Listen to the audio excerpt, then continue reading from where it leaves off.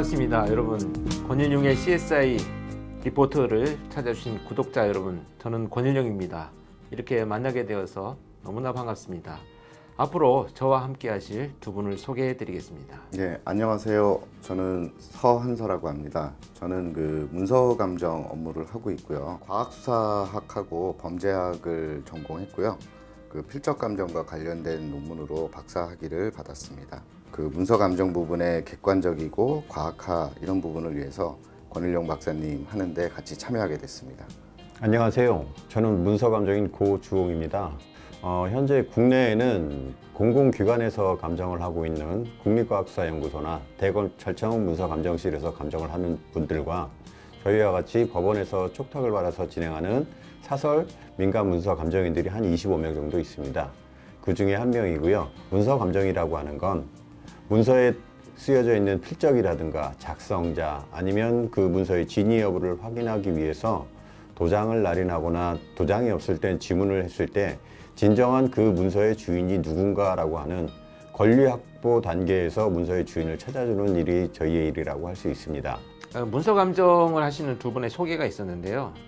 우리 고종 원장님께 제가 좀 한 가지 질문을 드리면, 반드시 문서 감정이라고 하는 것이 필적 이외에도 많은 것을 감정을 하는데 어떤 영역들이 있는지 한번 소개를 들어보도록 하겠습니다. 문서 감정을 제가 앞서 설명드렸듯이 제 경험칙으로 5천여 건 정도 하다 보니까 통계적으로 보면 필적에 대한 다툼이 제일 많습니다. 그 외에도 금전거래 관계에서 인감도장을 찍거나 아니면 도장의 날인이 그 문서의 상에 정상적으로 이루어진 것인지, 그리고 도장 외에 지문이 날인되었으면 그 지문이 당사자의 지문이 맞는 것인지, 그런 부분에 대한 감정을 하고요. 문서를 또 고의적으로 위변조하는 경우가 있는데 그 위변조를 통해서 문서의 작성 시기를 하거나 중요한 부분에 대한 내용을 고의적으로 은폐하고 삭제를 시켜서 문서의 본질적인 부분을 훼손시키는지, 그런 부분에 대한 감정도 하고 있고요.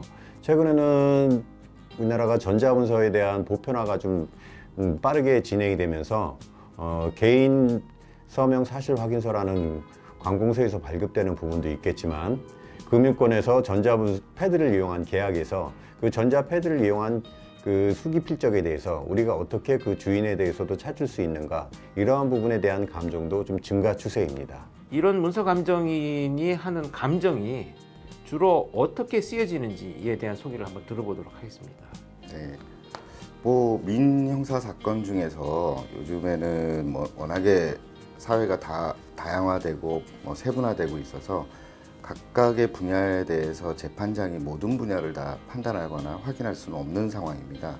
그래서 각각의 전문 분야에 따른 감정인이 되겠죠. 이런 부분들을 법원에 등재 신청을 받아서 등재를 하고, 경우에 따라서는 등재를 하지 않더라도 예를 들어 어려운 컴퓨터 알고리즘이라든지 이런 부분의 전공자들이 그 각급 법원의 요청에 따라서 감정을 하고 있습니다. 저희들은 주로 이제 필적이나 도장 관련된 인형 감정, 지문 감정, 문서의 작성 시기라든지 이런 부분에 대해서 감정을 하고 있고요. 법원의 재판 중에 있는 사안이라도 개인적으로 먼저 감정을 해서 진위 여부를 확인하고 재판 전략을 짠다든지 이럴 때 주로 사용되고 있습니다.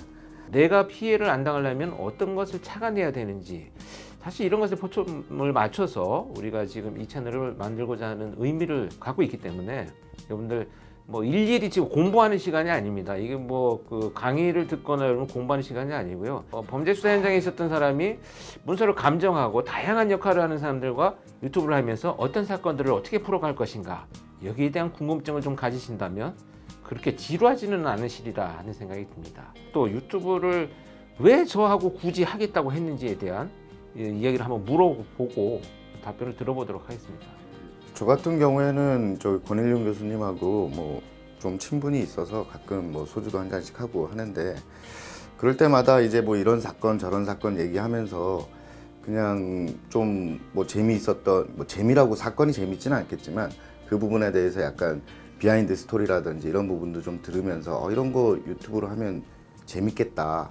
그리고 또 권일용 교수님이나 이 분야에 워낙 오래 계셨던 분들이라 또 관련된 전문 분야에 많은 아시는 분들이 많아서 그 그런 전문가분들을 한 분씩 뭐 오셔서 그 사안마다 그런 얘기를 들으면 참 재미있겠다, 이렇게 해서 시작하게 됐습니다. 저는 권일용 교수님과 친분이 없습니다. 그런데 소주 한잔 하면서 그 당시만 해도 안 할 거라 생각했는데 소주를 2병 정도 먹다 보면 제가 생각하고 의도하지 않았던 바를 벗어나서 하게 되는 결심을 하게 되었습니다. 제가 하는 일들이 원고하고 피고든가 고소인과 피고소인이든가 이 둘 중에 한 명은 거짓을 말하는데 누가 거짓을 말하는 건가 라고 하는 부분을 밝히는 일이기 때문에 이게 굳이 좋은 모습은 아닙니다. 그래서 이런 모습들을 보여드릴 때 어떠한 거를 보고 배우실 수 있는가, 이런 정보가 혹이라도 피해를 받고 계신 분한테 도움이 될 수 있을까, 이런 생각도 덩달아 하면서 시작을 하게 되었습니다.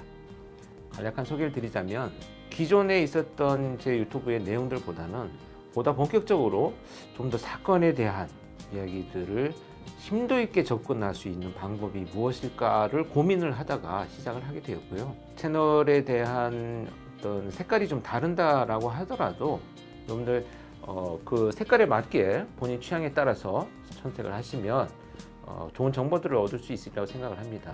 앞으로 시청해 주실 구독자 여러분들께 간략하게 한마디씩 하시고요. 이제 앞으로 흥미롭게 진행될 유튜브를 잘 구독해 주시기 바라겠습니다. 주변에서 몇몇 분들이 저희 그렇게 아저씨 셋이서 하면 유튜브를 누가 볼까 이렇게 말씀하시더라고요.